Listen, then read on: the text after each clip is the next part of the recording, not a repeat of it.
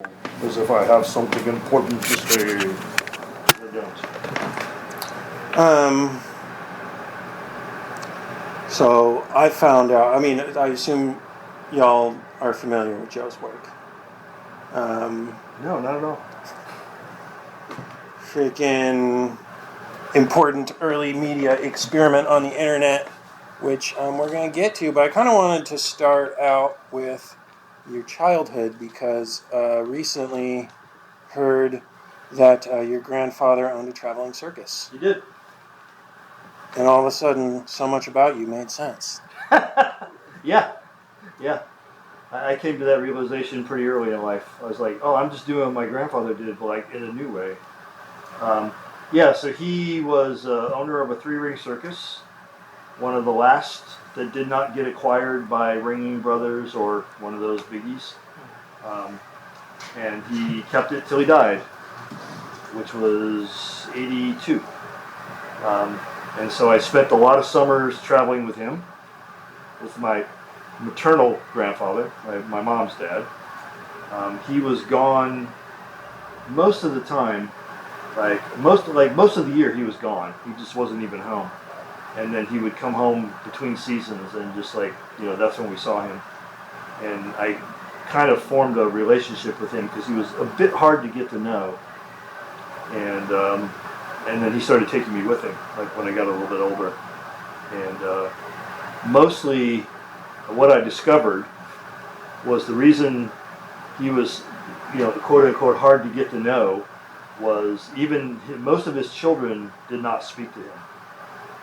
Because, as I learned when I was about 12, he lived on the road with a mistress. So he was a polyamorist. And my grandmother knew, and she was Catholic and didn't care because he wasn't home. I don't know. I never asked, But all I know was she knew and didn't seem to care. And the kids knew and did seem to care for some reason, morality skipped a generation or something. And then I found out, and then when he figured out that I knew, he kind of what are you going to do about it? I'm like, I don't fucking care. I like her. She's cool. And I like my grandmother too. Can I do that? Yeah, okay. And we were good. So he was an occultist. He was an anarchist. And as soon as he figured out that I was cool and I wasn't going to run home and tell my parents that he was teaching me sadistic, weird things, he started jamming books in my hand. And we got along famously.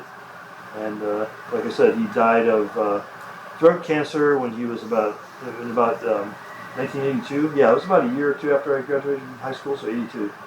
Because he always had a pipe in his mouth. And it was inevitable that was going to happen back in the day when nobody was really thinking about that. So yeah, so I started doing shows real early in San Francisco and Santa Cruz even. I was doing these big variety shows, which I was influenced by Hugo Ball's Cabaret Voltaire. I'm like, I want to do an avant-garde variety show. And so I started doing those. And then one day, I went, oh wait, I've become my grandfather. What turned you onto that stuff? Because I was into avant-garde art, and I read about Hugo Ball doing the Cabaret Voltaire. Yeah. And I was like, I want something like that. And I've always been this person who wants something and sees that it's not available and said, fuck it, I will invent it, I will do it, I will make it. And so I'm like, okay, I'm going to make this thing. So I just started doing variety shows and having bands and different, Bob Wilson and I had become friends, so I'd usually have him, what I was doing, and he'd be there and doing a reading or, what he called stand-up philosophy is what he did, which was cool. And I'd have people doing juggling, and I'd bring in food, and I'd basically just build an indoor festival. And then the rave thing started happening right at the end of concurrently with that, and so I just segued right into that because I was already doing it. But your grandfather already connected the radical elements to the performance stuff. Yeah. Oh yeah. Well, see, the circus, unless you've lived around circus people, you might not know this, but the circus is a weird culture of like a very insular family. And so they consider each other like, you're my family, and like, fuck everybody else. Like, it's us against the world. Because, they are essentially very different people that usually the world doesn't look upon favorably unless they're paying to watch you from the stands. Like, oh, put on the clown makeup and dance around. Like, then you're okay. But like, everyday life, they don't want you around. They want you to pack the fuck up and get out and move on to the next town. They just don't like circus people. The circus people don't like noobs, rubes as they're called. They don't like them, and so it's an interesting family. But once you're accepted, and because I was Charlie's grandson, of course I was accepted. Charlie was my grandfather. They just like took me under their arm and like taught me all this weird shit. And they were like, everybody was strange, but it was strange in a cool way. So it's like I grew up in this weird culture where it was okay to be weird. And so I got that very early, like, it's okay to be weird. It's kind of a badge of honor to be weird. Like, wear your weirdness. And that's where I got that from. So, like, sword swallowers, bearded ladies. Exactly. Lion tamers, jugglers, fire eaters, like, you name it. Contortionists. In fact, the woman that my grandfather lived with on the road was a contortionist. I'm not going to go any further with that. But Nice. Yeah, of course. Yeah, that makes sense. High wire act, people that rode horses, did horse acts. You name it. Clowns. Palmists. Were they all also, or at least were a percentage of them also occultists and anarchists from Most of them of some sort, yeah. Or at least occultists, yeah. Yeah. Everybody was into the, like, reading the tarot cards and doing the whole thing. So that was an accepted thing. It was like, it wasn't weird like it was out here in the real world. We had our own world. So what was your part in it? Were you like a roadie? And well, yeah, like I was a kid for one thing, so like, what I could do was limited because I didn't have the body mass. They shot you out of a cannon? They did not shoot. Well, I did get shot out of the cannon just because I wanted to, because it's not really a cannon. It's a spring. Okay. With a board. And then there's pyrotechnics that go off to make it look like a cannon, but it's really just a giant spring. Yeah. Yeah. Awesome. And so like, as soon as I saw what it was, I told Gunther, the guy that ran it, I'm like, shoot me into the net, and then of course the kid, do it again, and he's like, dude, there's only so many times I'm going to do this for you.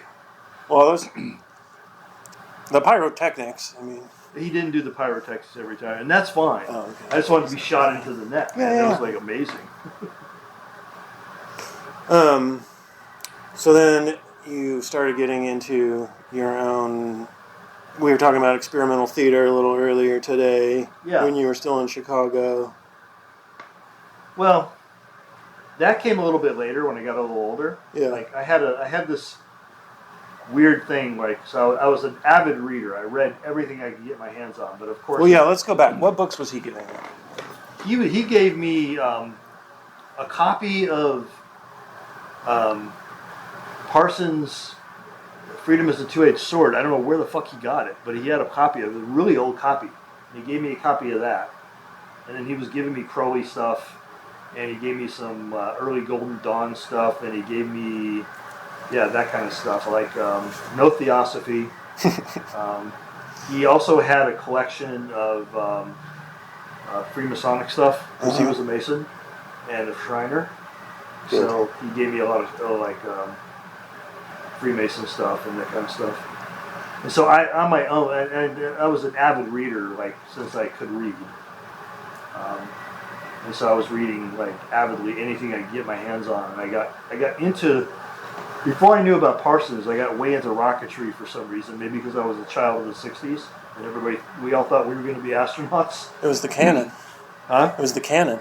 It was the canon and the fact that we were watching the astronauts on television.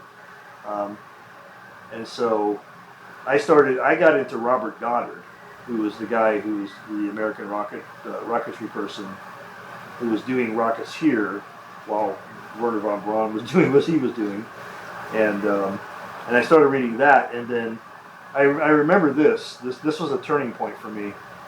I used to go through garage sales and like buy these books for a nickel a piece. You know, back then you could like get a whole bag of books for $1.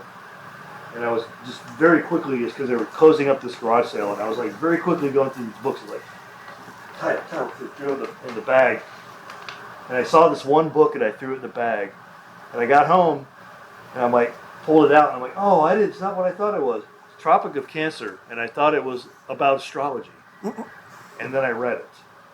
I'm like, holy shit, what is this? Oh my God. And then I got into the beats and I got into all that because of an accidental book that I bought at a garage sale thinking it was, astrology. Because of course by then I was into the occult and I was like, oh, I want more of that. And then I discovered Henry Miller and like my whole life changed. I'm like, this stuff, like this. And then Kerouac and even picked up Hemingway because of it, and I got way into literature of a certain type of literature, like offbeat literature. Not the stuff they gave me to read in school. Didn't like that. Do you know what kind of anarchism your grandfather was into? Was he actually reading anarchists, or he was? He was reading stuff, but I don't remember. I just remember it was like pretty high level. I would say even theory, but at a high level. Like don't let people tell you what to do. It's like that kind of anarchism. He wasn't like narrowing down and digging down on certain aspects of anarchism. He was just like, as I described. Kind of a Sterner thing. Yeah, I didn't discover Sterner until years later. Yeah. Sterner was not in print at that time. Like the first time I discovered Sterner was like sometime in the early '80s, and I had to looked it up in the book catalog and found a company that said that they published it, but I couldn't find any bookstore anywhere in Chicago that carried it or even had heard of it. And so I got the number for the guy who was publishing this book, and it was Tucson, Arizona, if I remember correctly. And I called this guy, and he answers the phone, and I said, "Do you carry the book Ego on Your Own, Case Against Individual Authority?" Why? Why do you want to know? Like, because I'd like to buy it. And it says here in the thing that you sell it. He's like, "Tell me how you know about it." And it was like really paranoid. It was like really weird. He like gave me the third degree. And I finally told him, I'm like, well, I heard about it. I don't know what it's about, but it seems interesting to me. The title seems interesting. I know that Sterner was somebody that Marx and Engels actually wrote a refutation of at one point, and so I just want to find out about this book. But if you don't want to sell it to me, dude, he's like, no. How old are you? I told him. He's like, okay, I'll print one up for you. I'm like, print one up for me? He's like, so he had a A.B. Dick offset press in his basement, and he would print to order. You would order the book if he wanted to sell it to you. He was way ahead of his time. Yeah. And he would go downstairs and print this thing on the press and then bind it for you and send it to you. And it was like next to nothing. He charged me like $8 or something. But he's like, my mission is like just to get this book in the hands of people that will appreciate it. I'm like, okay, I guess I will. And I did. But it was like one of the weirdest experiences I've ever had in buying a book. At first I had to answer 40 questions about why do you want this book. It's like I was buying a bomb. Well, if he's going to turn the lights on in the basement, go down there. Exactly. Yeah. I get it. It takes electricity to run that press. 3-phase, no less. 3-phase power. So, what was your introduction to radical politics then? Or when did you say you started getting into that? Well, I grew up in Chicago, so I was paying attention when I was younger, and the whole thing went down. Many things went down in Chicago, and I was like witness to some of it, and so I was like checking that out, and I was hanging out with kids that were older than me. Like I was hanging out with like high school kids, like keeping me around as like their mascot for some reason. Like, oh, this kid reads, it's like keep him around. So I was hanging out with older people who thought it was cute that I read Henry Miller and things like that. So like, they hipped me to what was going on politically. So the first the first like introduction was like hippie anarchism, you know. So you when did Bob Wilson and Robert Shea they had that little the Democrat or Republican convention or something? Democratic That would convention, have been in the Democratic convention. 70s. Yeah, it was in the 70s. Yeah. So you And then Ginsburg was there at Lincoln Park, and like all of that stuff was going down, and I was like seeing that at least on television. yeah. Like, oh, that's going on in my city. Like, I know where that is. Like, right down the street. I play there sometimes. You would have been in middle school. Yeah, yeah. I was young, Yeah. but I was, like I said, I was hanging out with people that were having conversations in front of me that most people probably weren't hearing at my age. What were they reading? I don't know what they were reading. I was reading what I was reading. I didn't keep up with what they were reading. Yeah. They didn't stick anything in my hands. Yeah. Yeah. They were probably hiding their drugs from me too. Oh, that's good of them. Yeah. Yeah. Well, I mean, I wouldn't have done them. I might have, but I think they were just like, don't talk about drugs in front of the kid, kind of thing. Let your brain develop. Yeah. Well, they were probably worried about I wouldn't know better than to say something. Yeah. So when did zines come into your life, or mail art, or what was the... Well, that happened in the 80s. So, got into the punk rock thing. Got into improv theater in Chicago. And then started getting into like weird avant-garde art. And through that came into contact with the mail art scene, which was happening because of the Xerox explosion. So like all of a sudden there's these machines that became publicly available that you could become your own publisher, essentially.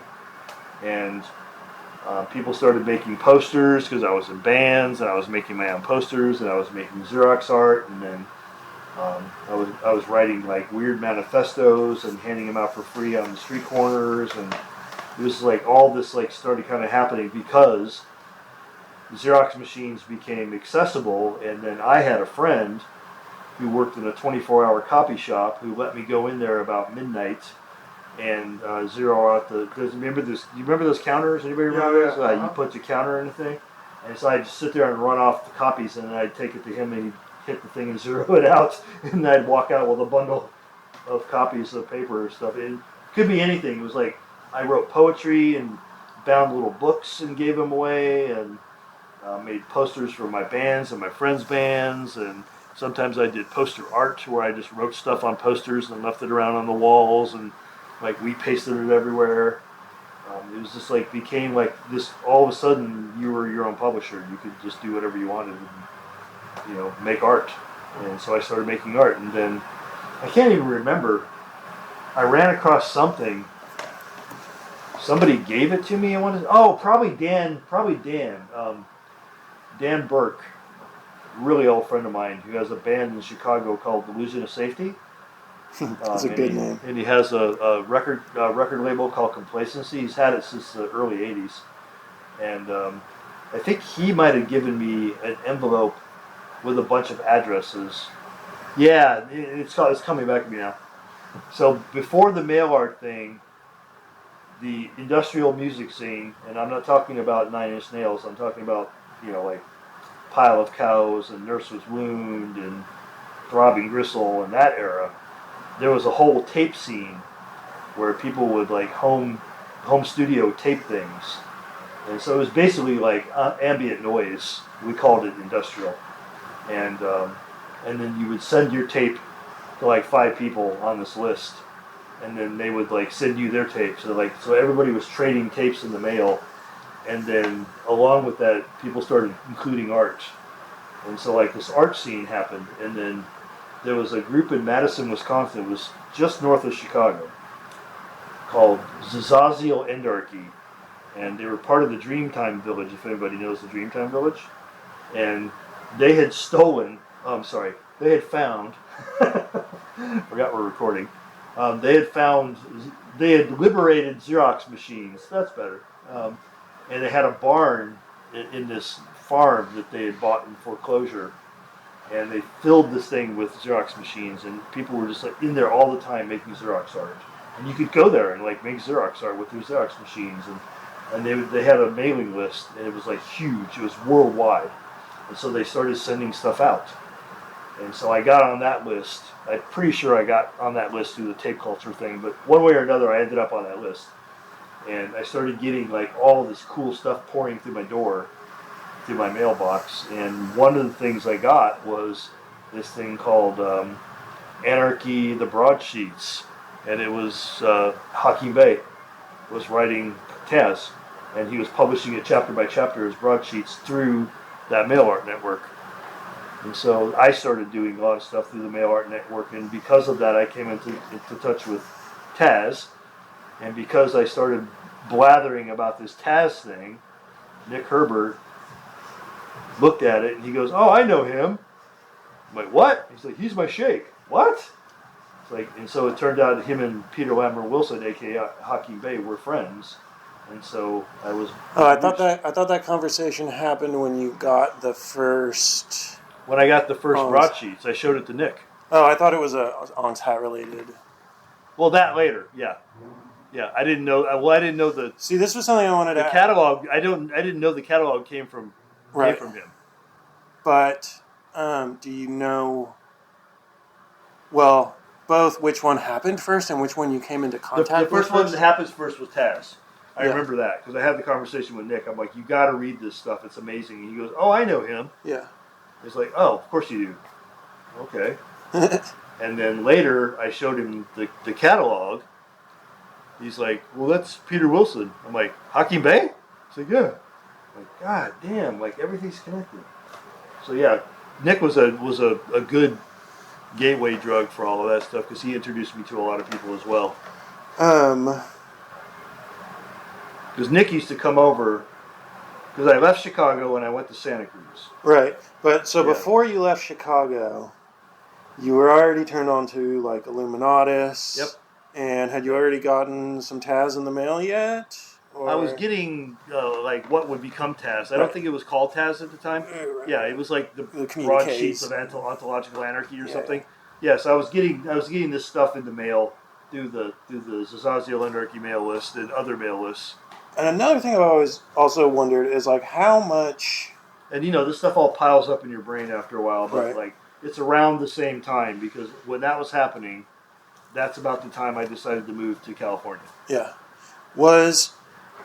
I know Bob Wilson was publishing in some sort of like hippie periodicals. Yeah. But like, was he? I mean, that was kind of different than the mail art zine thing, right? Like, yeah. I read Illuminatus. I read Cosmic Trigger first. I'm sorry. I was looking for Illuminatus, and I found Cosmic Trigger because the library didn't have Illuminatus because obviously it was stolen. And I did eventually find it. I met Bob in Chicago before I left for California. So we met at a Zen Center where he was giving a talk. He bummed a cigarette from me and then made me promise I would never tell Arlen, his wife, that he was smoking because he was supposed to have stopped. And we started talking, and he said, you should really move to California because I was like throwing all these ideas at him, and he's like, you should just move to California and do all these things. And so, yeah, okay, sure. He was living in Los Angeles at the time. And so I started running into the Discordian stuff through the mail art list. And then right about that time also, Church of the Subgenius, which I was already familiar with because they were doing devivals in Chicago. And so they had just published High Weirdness by Mail. And I went through that and wrote every single address in that book, which was a lot, and sent them $2 or a SASE, stamped envelope, or whatever they asked for.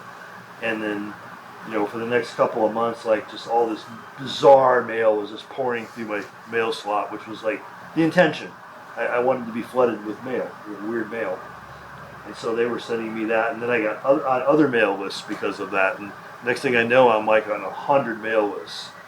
I'm like sending stuff out and getting stuff, and it was like a lot of fun. It was a lot of fun. It was very active. Was there overlap there with like the phone freak stuff, or how Well, did you yeah, get well, into? I was already into that because I grew up as a shortwave hamhead as a Sick. kid, Okay. and then I don't know, like people always ask me, like, well, how did you make the transition? There was no transition. Like everybody that was into ham and shortwave, Right. as soon as home computers Yeah, became yeah. a thing, they were into it. Yeah. Because they were gearheads. Like everybody was electronic heads. But weren't the original blue boxes like basically distributed through the mail? Yeah. Mail art style? Well, not mail art style. You could get it, or you could get the plans for making a blue box. Basically, the the blue box was a way to make long distance phone calls for free. Right. And if you don't remember, there used to be this thing called long distance. And if you talk to people outside of your area code, it costs you a hell of a fucking lot of money. Let's put it that way. And so people came up with the idea of like these tunnel boxes that could freak the system, and you could make a phone call, and you could make a phone call for free, basically. You could even do it on a payphone. I had one that you could actually simulated the tones, and it would sound like I was putting quarters in the payphone, and I wasn't. So yeah, I was a phone freak. I guess the statute of limitations is up on that, so I phone freaked all the time. I got way into early computers, and then in 1989 I got a modem, and I dialed into my first bulletin board system. So you were already messing around with computers before you left? Yeah, oh yeah. Chicago. Oh yeah. Yeah, for a couple years I'd been already messing with computers. What about the theater shit you were doing there? And the theater thing. So basically, I dated this woman whose dad was best friends with Del Close. And because of him, I met Del Close. And Del Close was the guy that trained everybody at Second City in improv. Del Close was also, not very many people knew this, a member of the Golden Dawn. And he used Golden Dawn techniques to teach people like Belushi and Aykroyd how to do improv. Telesmata, like envision something in your mind, like all these exercises he developed out of Golden Dawn systems. And so he was teaching people Golden Dawn systems of magic without telling them, because he didn't want to freak them out, but that's what he was using as the basis for his improv classes. So, little aside, I told, there's a Del Close, when I lived in Los Angeles, there was a Del Close theater that they opened up on Hollywood Boulevard in remembrance of him, because he is the father of American improv. And I told the theater owner there, I said, you know, like we were talking just like I was talking now. I told him that story, and he's like, he didn't believe me. I'm like, I took him over. I'm like, see that big oil painting of Del on the wall? I'm like, yeah, look what's on his finger. He's like, that's a pentagram. I'm like, yeah, dude, he was a pagan. He just didn't wear it on his sleeve. He wore it on his finger. But yeah, and so Del was influential in teaching me a lot of things, specifically about improv and how magic and improv and theater are all tied together, and like if you know one, you know them all. And so I tied it, for myself, I tied it into literature as well. It's like I'm going to use these techniques when I write. I'm going to take on the persona of the person that I'm writing from the point of view of as improv. I'm going to, in method acting, I also studied method acting. I'm like, I'm going to method act my way through this book as this person. So, yeah.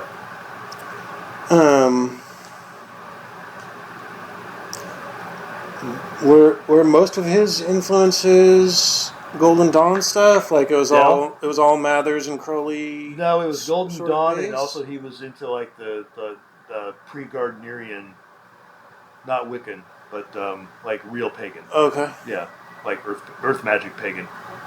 Yeah.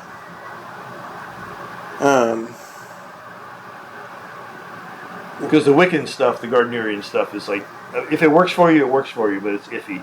Like, where did it really come from? We're pretty sure Gerald Gardner just made it up, but you know, well, that's okay. what were his politics, or like how much was he connecting the magic and politics?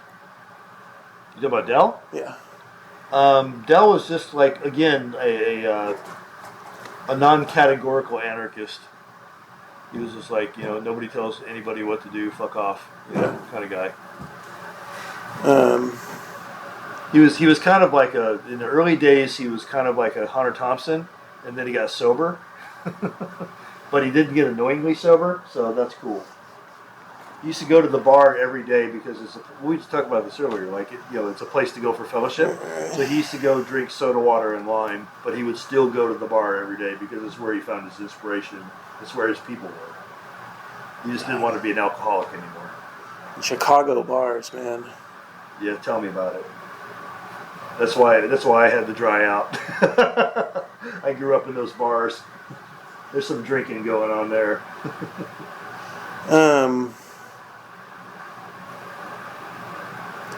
So, one of the... do you want to tell about getting to Santa Cruz and finding the house? Yeah, so it's a weird thing. It's like Bob Wilson told me to move to California, because I said, I've got some ideas. I think Leary had just come out with Mind Mirror, which ran on DOS. And I was playing with that, and I was telling Bob, I'm like, this is really cool, but like, what if it did this and what if it did that? And he just like looked at me in that Bob Wilson way, and he said, well, why don't you just write a program that does that then? I'm like, yeah, why don't I? He's like, you sound like you should move to California, which is a weird thing for him to say, but he said it. And then through a series of events, I finally just said, you know what, I'm going to move to the California San Francisco Bay Area, because I think that's everything I'm reading says that there's a scene out there. In Mondo 2000, well, first it started out, it was called High Frontiers, and I found out about them through the mail art scene, and I subscribed to High Frontiers, and I was like, all this stuff that's going on, like Philip K. Dick I was reading at the time, is like everything was in Berkeley. High Frontiers was coming out of Berkeley.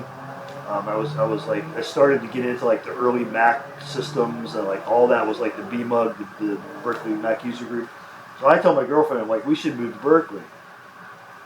And she was wacky artist like me, and she's like, sure. Like, she didn't even think about it. She's like, okay, let's do it.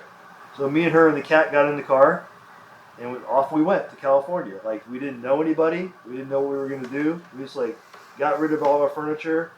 I packed up a car top carrier full of books, some clothes in the back, and off we went. And I went to Big Sur first. We followed Route 66. We made a trip of it. And we followed the old Route 66 because, of course, me being a Kerouac head, I had to do that. And then we went all the way to Santa Monica. And then we did around LA a little bit. And then we started to go up the coast on one. And I had to stop and see the Henry Miller Museum, and I had to stop and see the cabin that Kerouac wrote Big Sur in, Ferlinghetti's cabin. And then stopped for gasoline a little farther north than that, on my way to Berkeley, and stopped in this little town that I'd never heard of ever in my life called Santa Cruz. And I said, well, let's get some gas and let's get some coffee. So we got the gas and we were looking for coffee, and I saw this coffee shop and it had a picture of J.R. Bob Dobbs hanging on the door, and I'm like, that must be the place we got to go. Because this was like 89 or 89.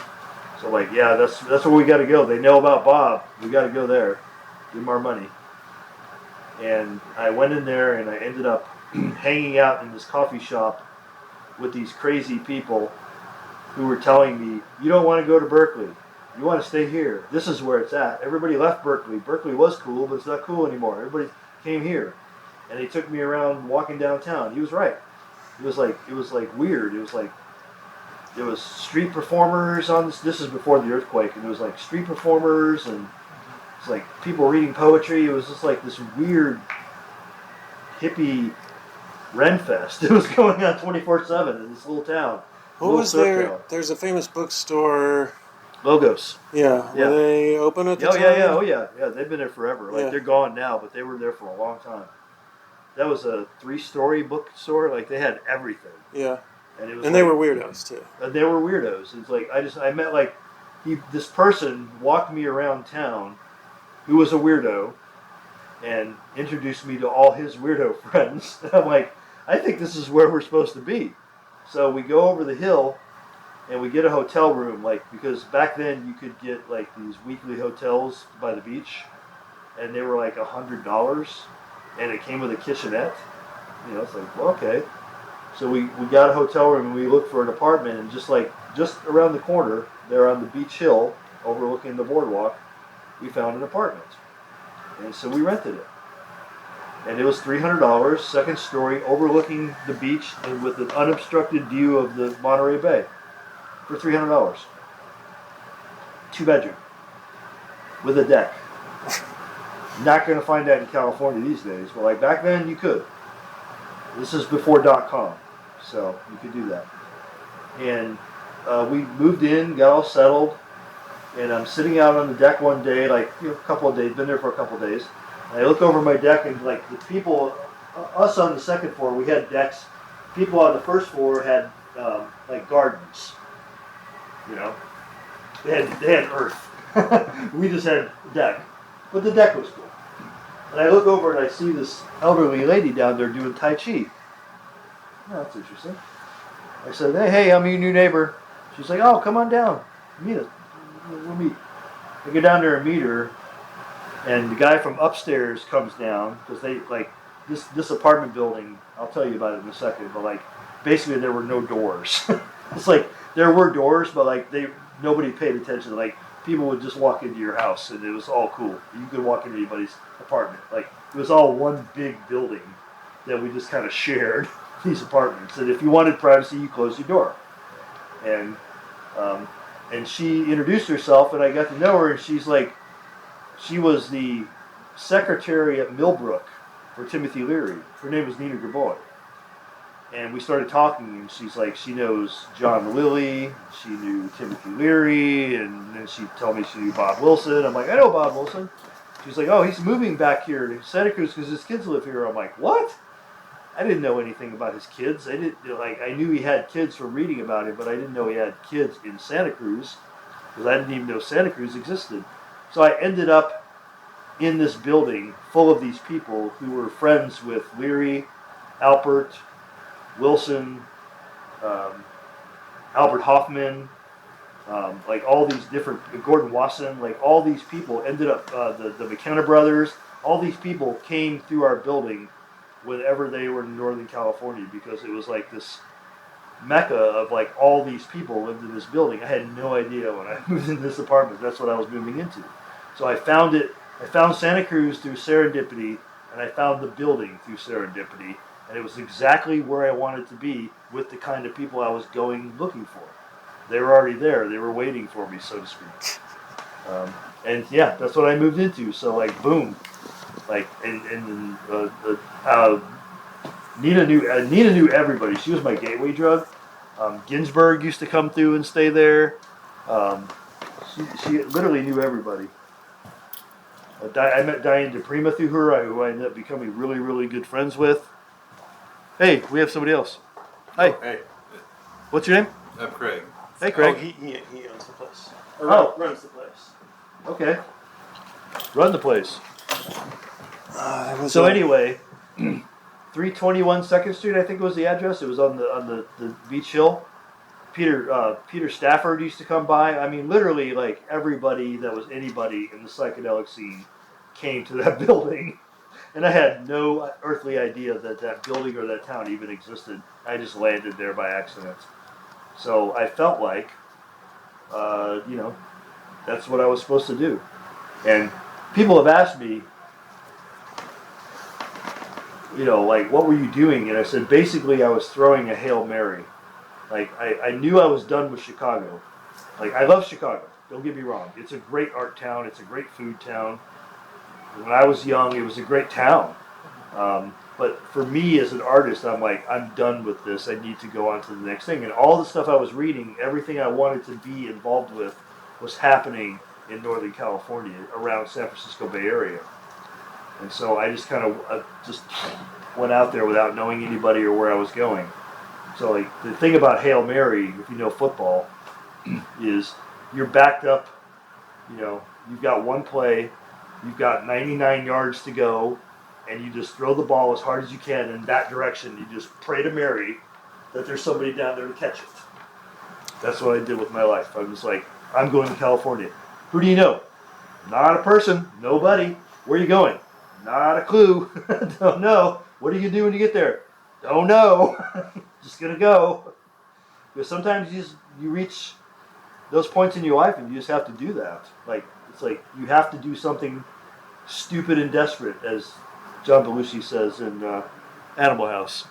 I just love how much the introduction to the full color brochure says, you would not be reading this brochure if you had not already penetrated halfway to the ICS. Yeah. You have been searching for us without knowing it. Yeah. Following oblique references and crudely Xeroxed marginal samizdat publications, crackpot mystical pamphlets, mail-order courses in chaos magic, a paper trail and a coded series of rumors spread at street level through circles involved in the illicit distribution of certain controlled substances and the propagation of certain acts of insurrection against the planetary work machine and consensus reality.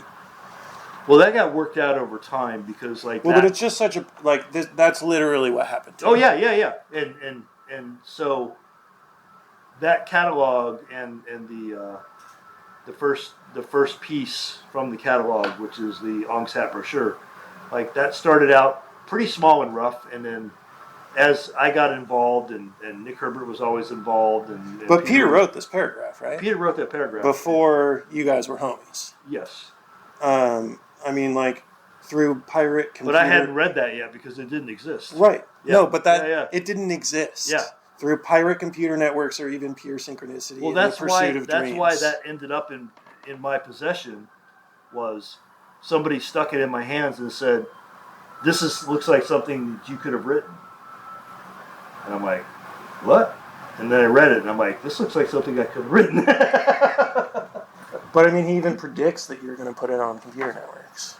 Well, I mean, that came later. Yeah. Right. He predicts it in the introduction. But well. If you knew Peter, and you did. Well, no, I knew he was into it. He hated computers. Did I tell you what he said to me when I showed him the bulletin board system the first time? I'm like, we should take what we're doing with this mail art project, and we should put it on this. And I logged into the bulletin board system and I showed him. And he just sat there, looked at it, and then he goes, "Can it make me a sandwich?" What? Can it make me a sandwich? No. Call me when it can make me a sandwich. And he got up and he stormed out of the room because Peter hated computers. He hated technology. He was a Luddite. There was a weird period in the 80s on his show where he's talking a lot about weird science. And it seemed like there was a period where he at least saw some potential. I would talk to him about the pirate networks. Yeah. And then he would tell me that he appreciated it in theory as a samizdat tool, because that's how I presented it. I'm this is better than samizdat. Like, this is the next samizdat. And he's like, yeah, in theory. Like, in other words, he's like, as long as I don't have to do it. Yeah. Because he didn't want to touch computers. He didn't even use typewriters half the time. Right? He used to longhand his shit. Oh, I have. Yeah. I've written stuff. It's not easy to read it. Yeah. At this advanced age, but. So, in theory, of course, he enjoyed the fact that he could give me something, because he used to give me things and I'd put it on the internet for him. So he appreciated the fact that I could get it. I'm like, how many people can get this if I can get it in front of hundreds of thousands? And he appreciated that, but he didn't want anything to do with it. He didn't want to touch the computer, didn't want it in his house. He didn't want to be there when I was putting in the computer. It's like nothing. It's like nothing. He's like, Joe's the computer guy. That's what I got. Somebody would say, we need to do something on the computer. Joe's the computer guy. Okay. I was the computer guy. So that became my role. I was the computer guy. Even Nick Herbert at the time, I was the one that got Nick on the internet. Yeah. I got a bunch of people. I put Nick on the internet. I put Robert Anton Wilson on the internet. I put Rob Bresney on the internet. I put Genesis Peorage on the internet. All these people I put on the internet for the first time because they were like Peter Wilson, like, well, in theory it seems cool, you know. I was like, well, how about you do something other than theory? Because I'm not going to sit here and transcribe your shit. It's not going to happen. I might be the computer guy. I'm not the typist. I was telling you I was looking through some Taz last night, and the intro to the Autonomedia, like 2003 reprint, he's talking about how in parts of Taz he's talking about the potential of pirate computer networks and which was interesting because he had no clue how it worked. Yeah, well, so the impression that I got was he used the term web, which I want to say, like, It was pre-WWW. Somebody like Alan Watts or someone used that analogy to describe it initially. Yeah. No, people were using that analogy before the World Wide Web. The web analogy was being used already for the computer networks that existed, which were basically dial into a bulletin board system, and then you might tell that out to another one if that bulletin board system had enough money to be on some sort of network and didn't just have dial-ins. And that cost money back then, like a lot of money.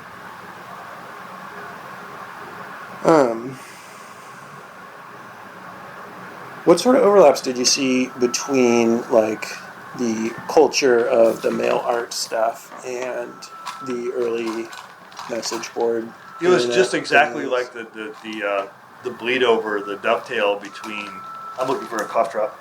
A dovetail between the bulletin board systems and the cultures and the people that were on ham and shortwave. Like, I met some of the very people I knew in the shortwave community on bulletin board systems. I found out about bulletin board systems because people from that genre were telling me that there's this new thing. It's like it's kind of like ham, but it's like the next ham, but it uses computers and they use these devices called modems and they dial up and down. I'm like, what? I checked it out and yeah, it was right. It was like a lot of crossover. In fact, I was talking about this the other day. There was a guy who was a very popular shortwave broadcaster who also got into the early bulletin board systems, even hosted one, and then he got a radio show. His name was Art Bell. And he had the other thing that we all had. There was an interest in weird stuff. So Art was like right there with us, like in the early days. Like I remember Art from like shortwave days. And then he had a bulletin board system and a radio show. And he was doing UFO stuff. He was like the one breaking those stories. Where was he out of again? Pahrump, Nevada. Like originally Las Vegas, but then he moved just outside of Las Vegas to a town that's notorious for the houses of ill repute. Pahrump, Nevada. Oh, tight. For some reason I thought he was in Ohio or something. No. He started in Vegas.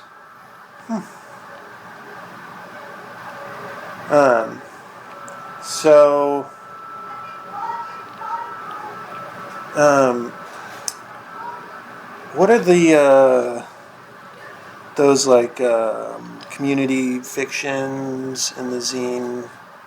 You know, where you like start the story and you mail it off and other people do the Exquisite Corpse. Yeah. Yeah, there was a lot of that going on too. Like everybody that was in this scene was into like fringe stuff. That's why we all knew about Subgenius like way before most people knew about Subgenius, and like everybody that I knew that got into the early Subgenius revivals came to it through Discordianism, and everybody that was into Discordianism knew about Illuminatus and Robert Anton Wilson. If you were into that stuff, then you were into, weird conspiracy theories, which you read with tongue in cheek, not like they do these days. There was no Alex Joneses. We all read that stuff and laughed, and we were into just like weird stuff. We just like collecting and observing and interacting with weird stuff.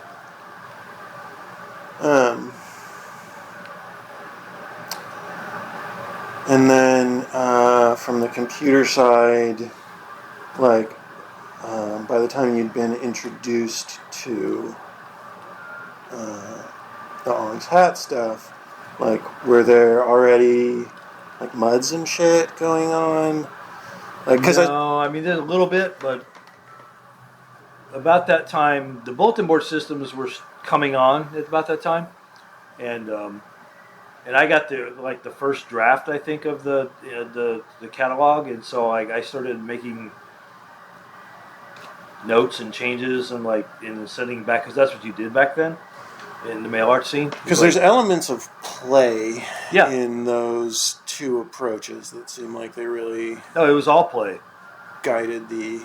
Basically, all of us believed in infinite games. So versus the finite game. Like we weren't very big into zero sum games. We were into can we come up with a type of play that is played for the sake of playing, that can go on forever. It's improv. Yeah, as long as you stop. And then you don't have to stop, but it's over when you stop, but it's not over. Somebody else can keep going. Just infinite games can go on forever. There's no winners and no losers. It's played for the joy of playing. Theoretically, that sounds like a good thing. In practice, I've seen myself and other people that are capable of doing it. Unfortunately, we are a minority. When you try to introduce an infinite game into the real world, most people are so entrained by the concept of the zero-sum game is they don't know how to play an infinite game, and so they will turn it into a finite game. I saw it happen. So that's the thing, is it's for some people, but not for everybody. As one person said, it doesn't scale in this world.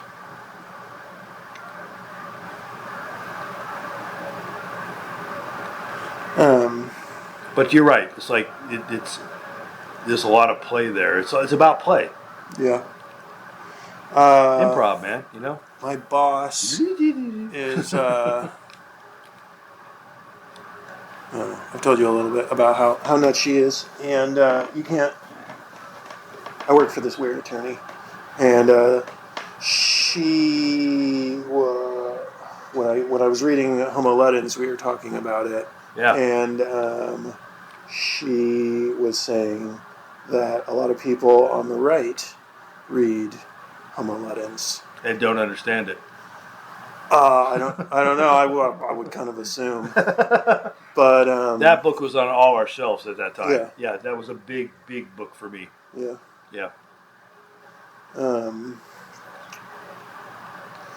The idea that a Steve Bannon or some nut like that is also. Well, I mean, when I started to do the first iteration of what became an alternate reality game, I did not have that name at the time. I called it the Living Book Project. I was trying to do an infinite game. I was trying to do a zero-sum game, or a non-zero-sum game. And what I discovered was there are a few people that figured it out and dropped right in and started playing. But then there's a lot of people that became frustrated with the fact that it wasn't a zero-sum game. And so when we would try to explain to them that it's not a zero-sum game, they would think we were fucking with them, and that's part of the zero-sum game. And they had to figure out why we were telling them that it wasn't as it's and then it just really sunk in on me. It took a while, but it was 2 years, and then I was like, oh wait, these people are not capable of doing this. And it's not because they're bad people or anything else. They're just not. They just don't have it. They don't have the background. Yeah. Leary was using the language of games. Yep. Pretty strongly for a second. Yep. Did his take influence you? Oh, absolutely. Yeah, I was very influenced by Larry. In fact, the whole thing about the networking of computers and using that new frontier, it was like that came from people like Timothy Leary and Bob Wilson and even Terence McKenna, like preaching that gospel. Yeah, I mean, I think Leary was definitely like way over the top positive about it. Of course, we all From were. the beginning. Dude, we all were. Yeah. We all were. I literally I drank the Kool-Aid. Yeah. Right? And if you would have talked to me between 1988 and 2006. Right. Yeah. Because that's when I finally went, fuck this. Yeah. I'm out of here. But I held out for a while. But we all really thought that we were creating a new way to communicate that would help everybody to bypass things like,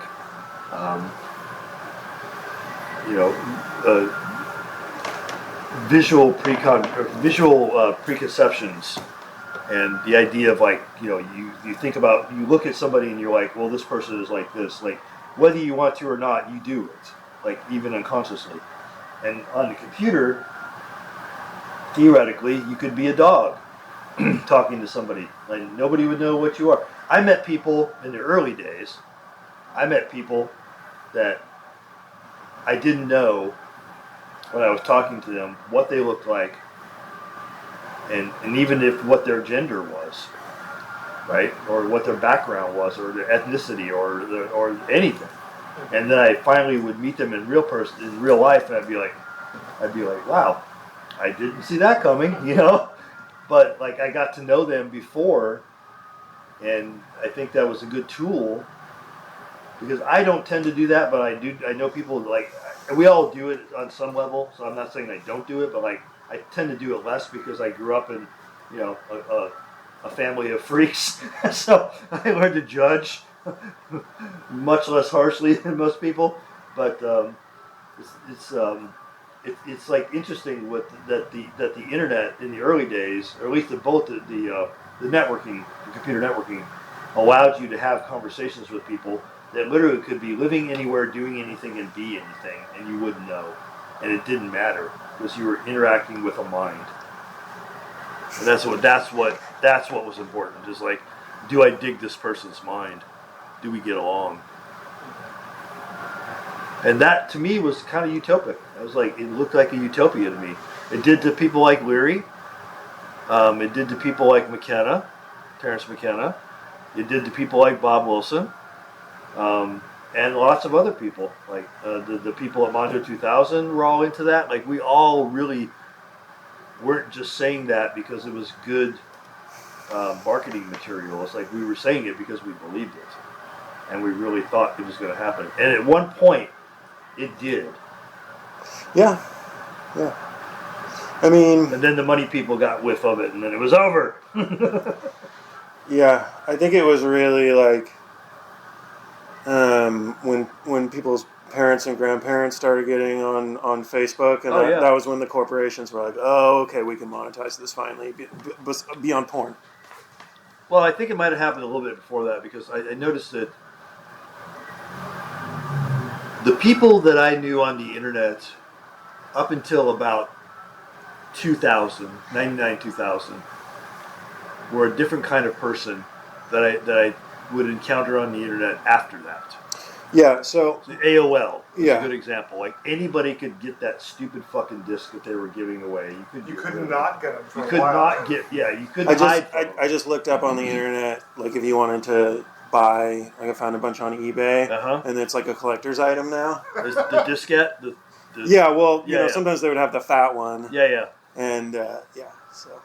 Yeah, there were the diskettes. One of these days. And then they became CD-ROMs. Then they went out with every magazine. You could not get away from them. Junk mail. Yeah. I even made a sculpture out of the AOL CDs because I was getting so many of them. So, yeah, I mean, but there was a brief period of time,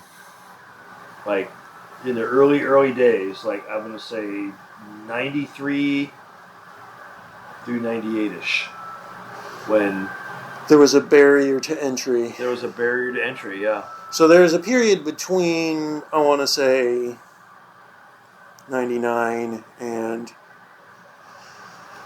I don't know, 2005, 2006. Yeah. When... Well, I shut down the ONGSAT project in 2001. In August 2001, I said, enough. Okay. Even by then, we got to get into that. But even by then, like Here Comes Everybody was there was getting this, on my nerves. Like this was when me and Bim and everyone our age was like first allowed internet access, and we're doing AOL Instant Messenger and stuff, and it wasn't, the good old days.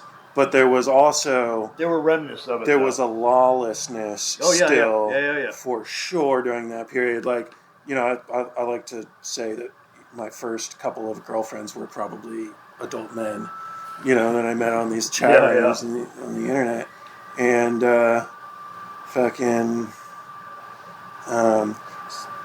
I feel like a lot of people kind of discount that period before shit was over, but after the barrier to entry ended. The shit wasn't completely over. Yeah. Because then we had like this one period of like, you had the Napsters and the LimeWires and like all that stuff, and then you had... And how much punk rock I would not have gotten to listen to if it wasn't for LimeWire. Yeah, and then you had torrents. The torrents. My Pirate Bay. Good Pirate Bay.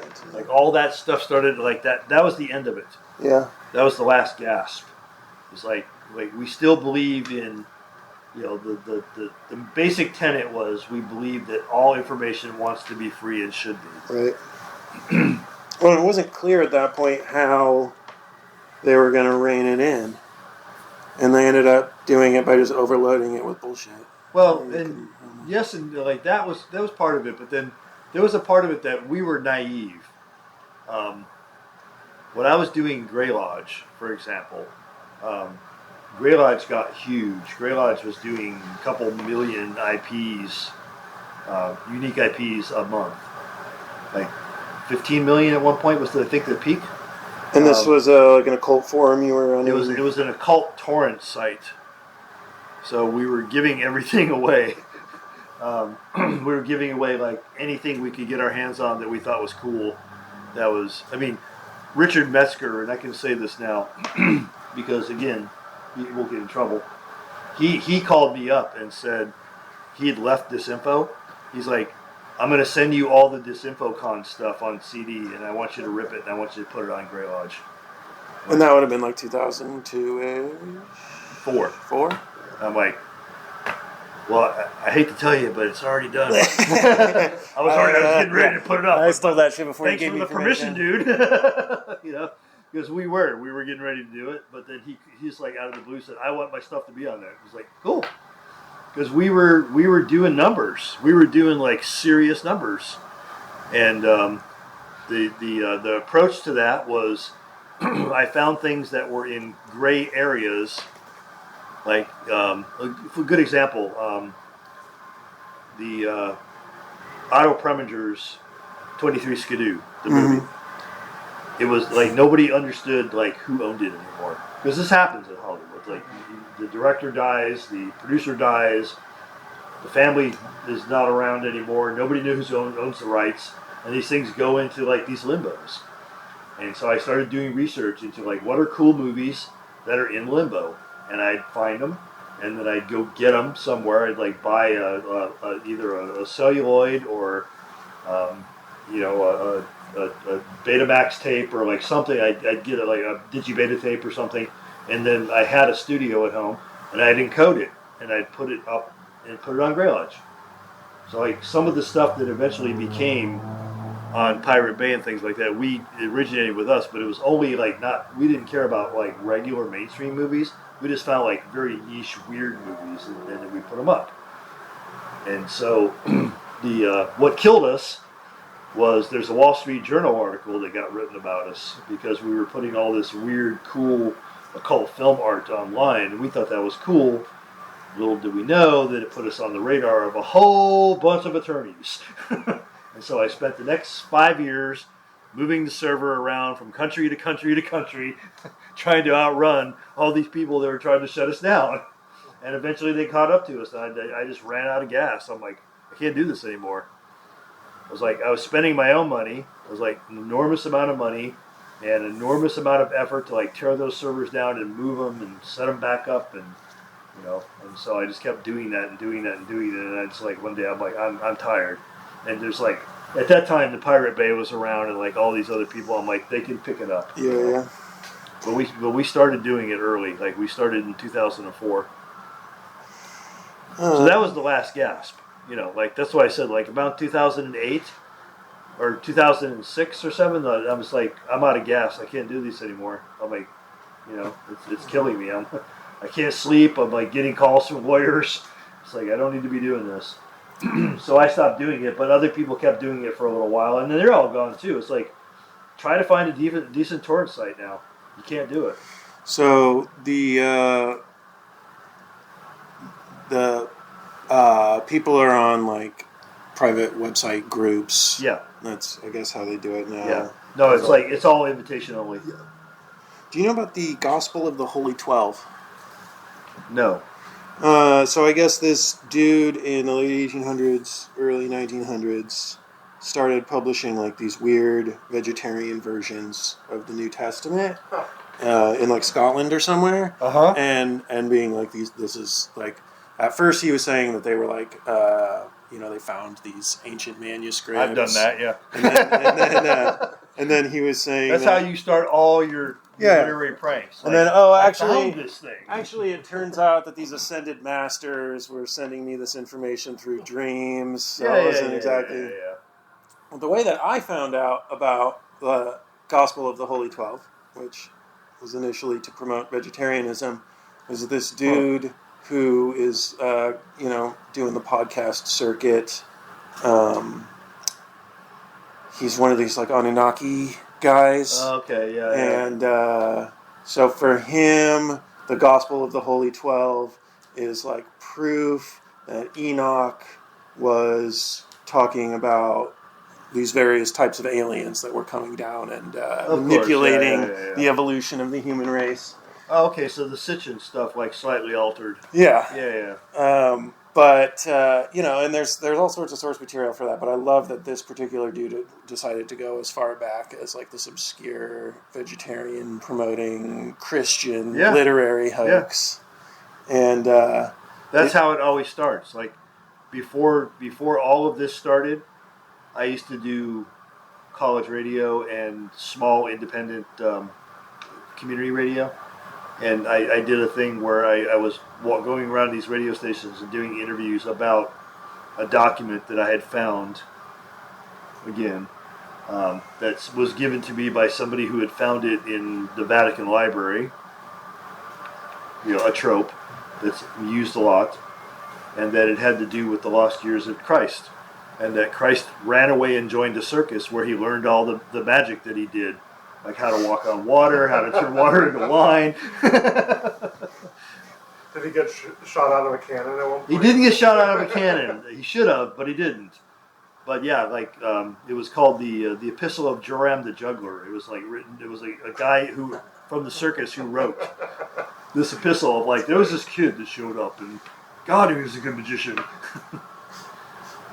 And people bought it. People like had me on their show. And that's when the light went off over my head. I'm like, I could do pretty much anything I want to do. So when I saw this weird connection, how much the initial intent of the Gospel of the Holy 12 had been at this point to where it's used for like this fun alien stuff. Yeah. It obviously made me think about Ong's hat.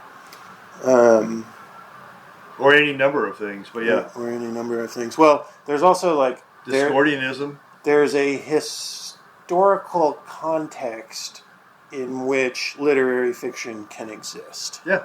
And before basically like the church institutionalizes, there isn't enough of a distinction between like fact and mythology for literary hoax to like be a thing.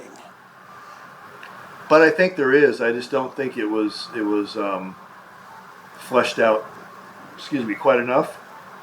Because one thing I discovered in creating, and this is informed my writing process to this day, right? It's basically you come up with an idea, you come up with a way to express that idea through a framework. The framework being a good example of the framework is things like the Incunabula catalog. That's not something we made up. It's like if you look at Borges, I mean that's what he was always doing. He was always coming up with this framework, and so you fill in just enough of the framework to get people in the direction, but you leave enough slack in the framework that they can fill in the slack with their ideas. And so that makes a strong neural connection. Like they bond to that, like because they have an aha moment. Like you give them the space to have the aha moment, and they will have it. And every person reading the thing that you've done will have their own aha moment. So not only is it binding on a neurological level, it's personalized, and so you get new ideas. It's like it's a birthplace for new ideas because everybody that reads it a different way, and they fill in something else on their own. Like, oh, that's just like when I was 14. Like what a synchronicity! Like, and they have synchronicities around it because they're filling that in. And a synchronicity has to be personalized. It has to be personal to be powerful, right? It has to be. You have to fill that in. It's like I could have a synchronicity right now that would mean absolutely nothing to everybody in this room except for me. Like I could look behind you and see that book, and the fact that that cover in that book reminded me of a painting that I saw when I was 12. You know what I mean? It's like you can't go on that journey with me. Only I can go on that journey because that's my journey. And so if you build your narratives with those spaces, you leave spaces, you leave silences, they will fill it in with their own thing. And so it's more personal for them, and it's more fun for you because you start to do it after you do it enough times. You find something where it's tied into the reality. Like good example, Incunabula catalog. All those books are not real, right? But some of them are, and some of them are real. And like Nick Herbert's books, like we have like one or two books by Nick that Nick wrote, and we have a couple books that Nick did not write, but very well could have. And so people have come to me over the years and pointed out books that I know were made up, but they swear to me that they saw those books when they were in Malaysia, or that like they know where those books are in a library in Malaysia, or like etc. Like people seriously come to me and say that. They have like they have the Nelson Mandela moment, you know. It's like they're like, no, that book really exists. I saw it in the library. It's like okay, you know. Or even better, like when people come to me and tell me the Ong's Hat legend is real. Like people that like, I grew up in that area, man. I know there was like these soldiers that landed from the helicopters that came down on the road, the repeller ropes, and they didn't have any insignia on. It's like okay, sure. Because there is things that happened out there, like, and they're conflating these things with like what they've just read, and with something that happened when they were a kid, or they were told about when they were a kid, and now they're like, okay, that really happened, and that's cool, that's fine, that's all right. That's what it's for. That's why it's constructed the way it's constructed. But like none of us made this up. It was like a conglomerate of all these things that we all learned over the years as artists. And then, like, I often say this to people, like, the Ong's Hat project was all of us putting all of our skills together in a Swiss Army knife. It was our Swiss Army knife. And, like, I launched it into the world, because that was my job, get it in front of the world. And so, okay.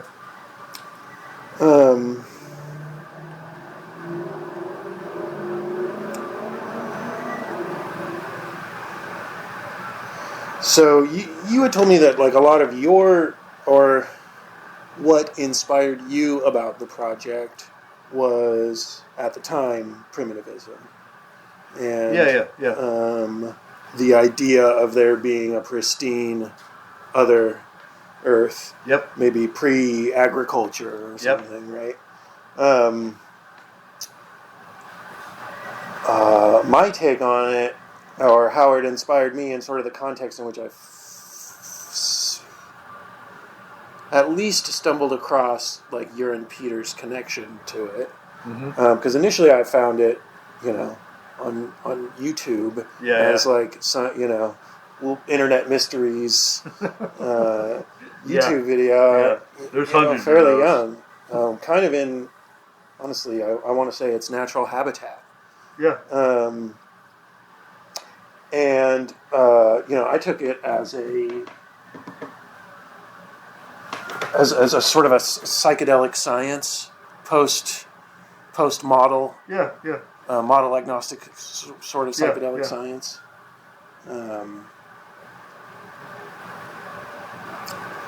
I wonder, my impression was that Peter was sort of just trying to sneak in these, all the full range of ideas in the, from Tantra to psychedelics to anti-work. There's some stuff that was contributed by Robert Anton Wilson without his credit. He didn't, for some reason, he didn't want his name on this project because I think he was I don't know. It's not that he didn't like it. He enjoyed. He like totally condoned what we were doing. He just didn't want to have his name on it for some reason. I don't know why. What was his contribution? Just a lot of the ideas. Because this thing like went back and forth by mail for a long time, and then when I got it on the internet, it went back and forth between me and Nick several times. Like digitally. Yeah. And then other people gave me ideas, and I inserted those, and so it was always a living document until like 2000, 2001. Yeah. I want to say Peter's Dream book came out in the early 90s. Yeah, I'm not sure about the date, but a lot of that book is sort of about like the weird feedback loops that open up between a reader and a piece of literature. The living book. The living book. That's why I call it that. Because it even gets weirder when you start doing experiments with this. Because like the last thing that I did, the trilogy, the liminal trilogy, I like really went deep. I did less of the kind of the prankster ARG thing, and I went really deep into working with personas.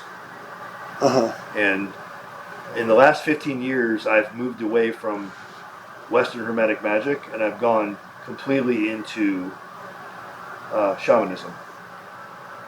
And so when I went north in 2017 and spent 8 months in Alaska, and then I went to North Pole and spent. Joe worked on a fishing boat for fun. Yeah, just to do it, and then I signed on to a boat that was doing scientific surveys of methane releases in the North Pole. So when I was up there, I got I really got in touch with like my animistic side. And it came back with like a really weird head, which is what the intention of the whole thing was. It's like it was basically a shaman's journey of like go out and disassemble yourself, and then come back and put yourself back together in a new way, and then channel this thing into this trilogy, which like it started to tell me that it wanted to be written when I was up there. It started to tickle me before I went, which is why I went. I threw a Hail Mary. I'm like, I got to get away from tech. I have to get away from like California. I got to get away from all of this. Like everything I know, I need to get away from. And that's the best way I knew how to do it. It was like go to Alaska, drop out, go to a place where not only did I not have tech with me, but there was no tech to be had. I was in this little fishing village that didn't have internet or even a fucking phone signal, dude. Like it's like you were just like there. And if you wanted to get a message to somebody, like there was no roads in and out of there. Like there was a boat that took you like 4 days to get to civilization, or an airplane. That was it. And you had to like the airplane like came in like once a week, and you like had to hitch a ride with the dude. He charged you $1,000 to fly you to fucking Anchorage. And so I did that. And it's like after a while I was like, okay, like I'm decompressed. Like, you know, like I'm living with bears, literally. Like bears are coming to where the fish are, because that's what they do. So I'm living with bears and reindeer and mostly native Alaskans, as they like to be called. They don't like to be called Eskimos. I got corrected very quickly. I am a native Alaskan, and you remember that. Okay. So they were friendly though. After a while, they figured out like, you're here on a spirit journey. I'm like, am I? Yeah, that's what you're doing. Okay, if you say so. And so they got really friendly with me and started showing me things, and like it became the journey that I went after without meaning to. but it wasn't just like the deprivation; it was also It was all of that. their relationship to. It was their relationship to the land, them teaching me the relationship to the land, my deprivation of sleep, the fact that I was there for the dark time. So if you've ever done that, I don't know if you've ever done that. If you've never done that, it's like shit gets weird in your head after a couple of weeks of like the sun never comes up. It's like I go to bed and it's dark, I wake up and it's dark, and it's dark all day, and I go to bed. It's like, and then you still, after a while you're like, is it day or night? It's like, what was going on? And you're like floating around on a boat. Yeah, it's like gets to your head, and so I came back from that, and I like flew into Seattle, and then I got on a train, and I rode a train to LA, and then I got off the train, and my friend Beth had gone to South Africa to shoot a pilot because she's an aspiring actor. And, not to murder someone who flies a plane. That was literally the first thing that I thought. Sorry. And so she gave me her cottage to watch for a couple months, and I just I sat down. I talked to I told you my friend Dimitri, like that, people like that I talked to, and I was talking to them. I was just like, who are these people and where am I? I'm in LA, and even though I'm on a hillside in Pacific Palisades, I'm like, where the fuck am I? And who are these people? You know, like I was like so out to lunch. I was gone. And I just sat down and opened my computer, which I hadn't seen in 8 months, and all of a sudden I started typing. It was like this voice, and I just typed and typed and typed and typed, and now there's the Liminal trilogy.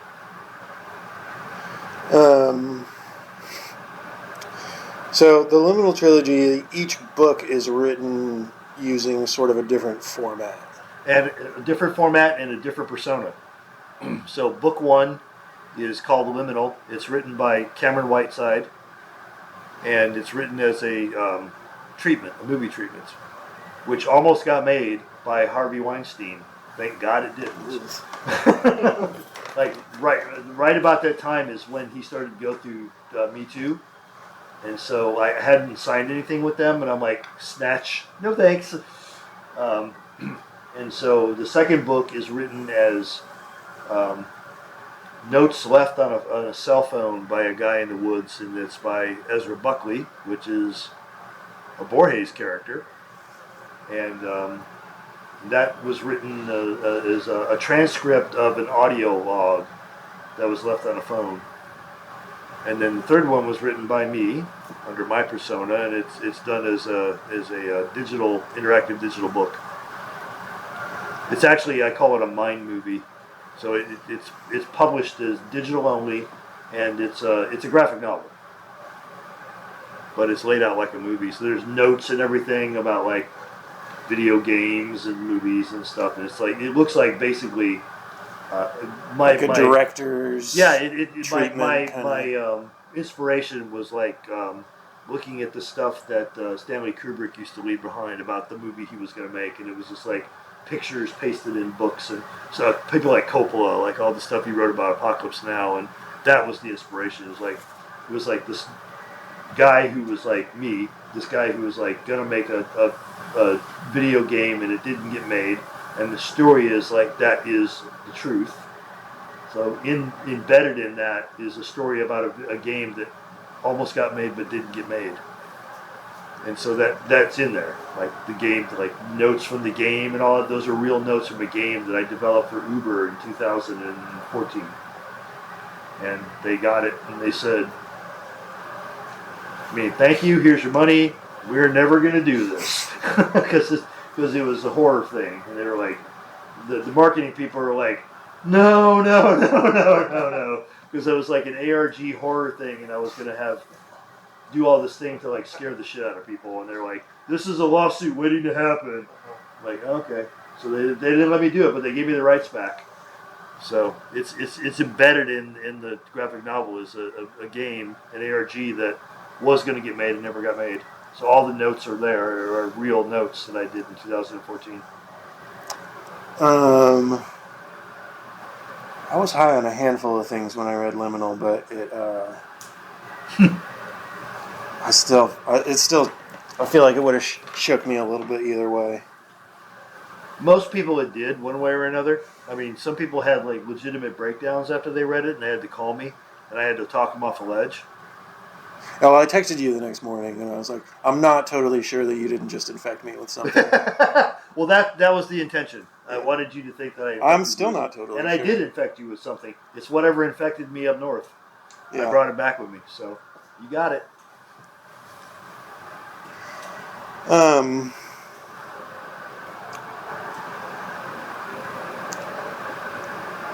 Joe recently turned me on to a book called The Trickster and the Paranormal. George Hansen. If you haven't read it, read it. It's a phenomenal book. It starts out as I thought it was going to be a UFO book, and so I almost didn't read it. Like my friend Dave Metcalf, like, you got to read this. I'm like reading. I'm like, oh, Dave, why? You know I don't like this shit. And then I read a little bit more. I'm like, oh, okay, Dave, I get it. Dave's never steered me wrong, so I was like going to be disappointed that he did, but he didn't. I feel like the best way to explain that book to somebody is to tell them what it's not about, because yeah. That's a smaller.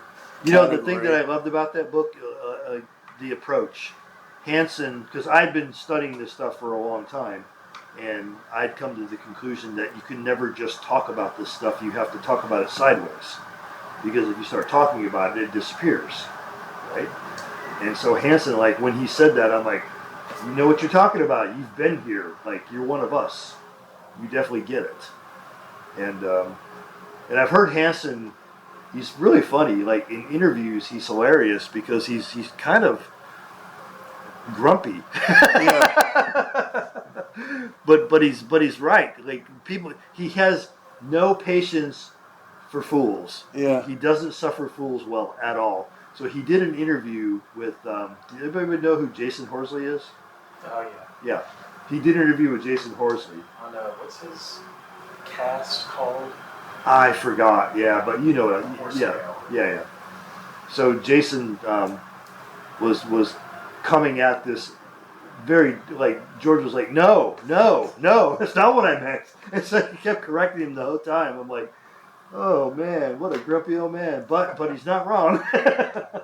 There's this feeling in reading the book that he is very reluctantly thrust into what he's dealing with. Well, he is. You can tell. He's like, I don't want to have to do this, but somebody has to do it. Yeah. Yeah. And basically he started off in stage magic, and that took him to sort of a great Randy debunking. Yep. Not exactly debunking. Not as he was. But he was looking in good faith. Yeah. And which I don't think the Amazing Randy ever was. Right. No, me neither. And because he was looking in good faith, he found something in it. It freaked him out. Yeah. Good. But those are the reports I want to hear. How much like the trickster deity sort of like is the model agnostic deity in a way. It's always there. People like to break the trickster archetype out and separate it from everything else, and you can't do that. But the trickster archetype is so powerful because it's everywhere. In some degree, it's in everything and everywhere. I mean, that's why look at quantum physics. Right. Yeah, exactly. So, I mean, that's the first thing that, like, the reason I got into quantum physics is because I met Nick Herbert. Robert Anton Wilson got me onto it. Then I met Nick Herbert. He became one of my best friends, and like I really got into it because Nick is a trickster. There's no two ways about it. An actual mad scientist. He's an actual math genius trickster. If you ever hung out with the dude, he does some amazing shit.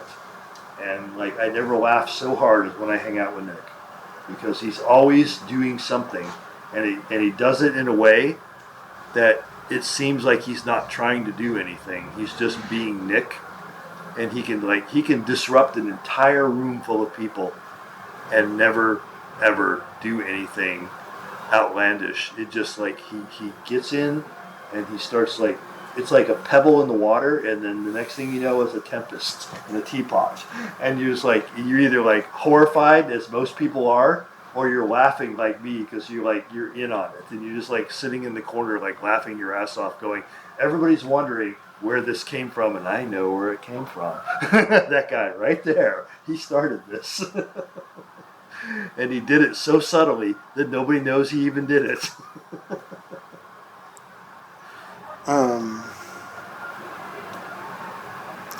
So much of the source material for Hansen's like analysis of the trickster is literary analysis. Yeah. And he makes this weird connection between, like, for him it's almost like a using literary analysis or the literary analysis of the trickster for your everyday life. Yeah. That's why I don't like to break it out, though, and talk about the trickster too much, because the trickster is a very, very powerful trope. And just like Hansen said, you can't talk about this stuff directly because it loses its power. You have to look at it sideways out of the corner of your eye, because that's where the trickster inhabits. It's like that thing you thought you saw, but you didn't. So look, I guess I didn't see anything. You know? Like we all do that all the time. That's the trickster. That's one element of the trickster. Yeah. Made you look. Back to stage magic. Yeah. Don't look over here. Yeah. Misdirection. Yeah. And that's what gives it its power, because if the magician comes out on stage and tells you, I'm going to chop this lady in half, but it's not really me chopping the lady in half. This is what I'm actually doing. And then they tell you about what they're going to do and how they're going to do it, and then they do it, and it's like, that sucked. You know? It's like somebody told me the other day with my stuff and stuff like my stuff is that there should be a disclaimer in the front of the book that says nothing in here should be taken seriously, blah, blah, blah. And I'm like, why? It's like, do you want to pick up Alice in Wonderland and read like 3 pages of disclaimer before you read the story? I don't. It's going to ruin it. It's like, hello, you know, like we all have like this unspoken rule that like we're suspension of disbelief. You know, it's like we're doing this. Like, okay, it's cool. The lights are gonna go down. We're gonna watch this movie, and nobody's gonna stand up and go, "That's not real." You know, it's like, no, we're not gonna do that. We agree we're not gonna do that. You can do it afterwards, but don't do it during the movie. But we are in a weird place, and we should probably wrap up soon. But we're in a weird place right now in our culture. Is people have lost the ability, and I am not really. I don't know exactly what to blame it on because I did a whole week full of radio interviews this week, and people kept asking me like, what caused all this? You know, and I'm like, 15 things, 20 things, like, you know, but we are in a place right now where people feel that nothing is real, which is really the way things are. But because they don't have grounding, we have a bunch of people walking around who are failed initiations because they didn't have anybody to go to when they had the initiatory experience and say, what the fuck is happening? Because we don't have elders who are sticking around and taking the responsibility that we have as elders. And I'm 63 now, so I call myself an elder. I'm not sticking around and saying, you know, I'm taking responsibility for this young generation and I can be the person that they can come to. I make myself available to people if they ask me. You know, and if I can't help them, I tell them, I can't help you.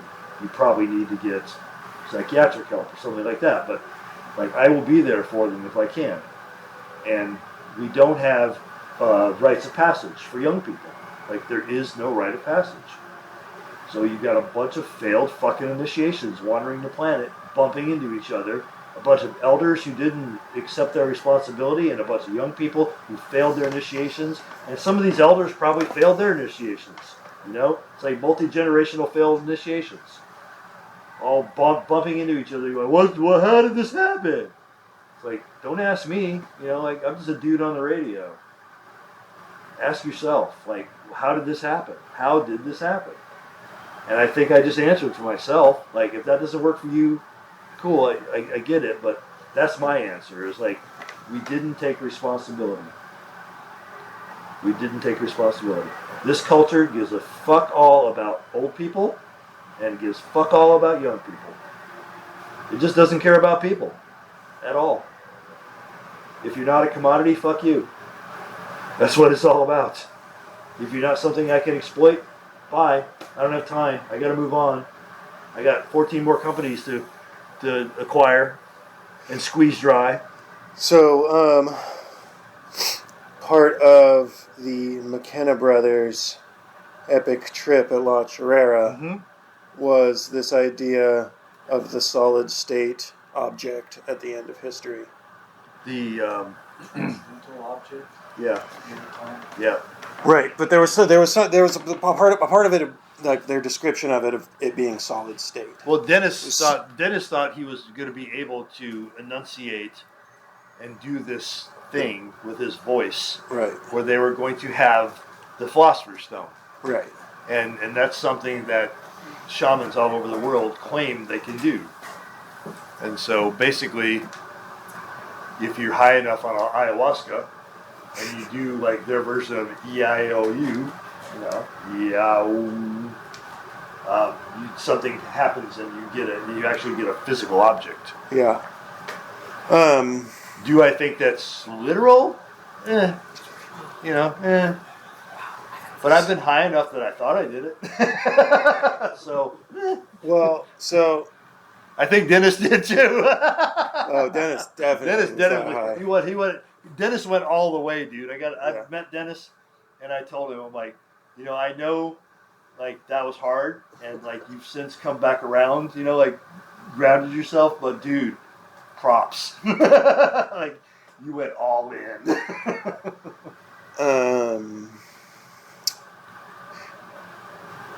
Yeah, I really appreciated Eric Davis's comment at the beginning, near the beginning of High Weirdness, that there was sort of a certain amount of necessary privilege for all these dudes to go Yeah, as yeah, nuts as they did yeah. and be able to bring something back. Well, because you have somewhere to come back to. Right. Well, and you're allowed to get that crazy without being totally written off. Well, or you can come back to a situation where you can get uncrazy. Right. Yeah, yeah. And you know, like I suffer from that as well. Like I can come back to something. You know, I know people that didn't come back. Yeah. So yeah, it's like I also often say this, which is not everybody in the tribe is supposed to be a shaman, because if everybody was a shaman in the tribe, we'd all fucking starve to death. And nobody would be hunting, and nobody would be gathering, you know? So you usually get one person that's really good at it. And you go do that thing, and we'll take care of you. Because, like, taking care of one person, that's not a big deal. It's like, you go over there and sit in the cave until you see where the bighorn sheep is going to be next season. And then you come back and tell us. And if you're wrong, we'll kill you. But you know what I mean. It's like that's a function that we don't have in this civilization anymore. We don't have that function. Who's the shaman now? Where are they? What is that function? Sure as fuck ain't Elon Musk. You know. There's like a fun positive note in Henson's book where he talks about Kenneth Ring and the Omega Project. Oh yeah. Kenneth Ring researches near-death experiences. Yeah. And kind of did like a Jacques Vallée analysis of the near-death experience, and his conclusion was that like that and UFO abductions and whatnot are sort of these unconscious initiation experiences that are being thrust on people because there isn't a natural process that we're putting ourselves through. Well, you know, people ask me what I think about UFOs, and I said, have you read Passport to Magonia? And they say no, and I said, go read that and then come back and talk to me. Because that was the book that changed my mind when it came out, and I read that. I'm like, oh yeah, that makes sense to me. That's one of Vallée's earlier, when he really first proposed, like, this is a terrestrial thing. This is not an extraterrestrial thing. And before he gets kind of dark with it. Yeah, he got kind of dark in that trilogy. Yeah, he did. But I don't think he's all wrong. But a little darker than I like to be. But yeah.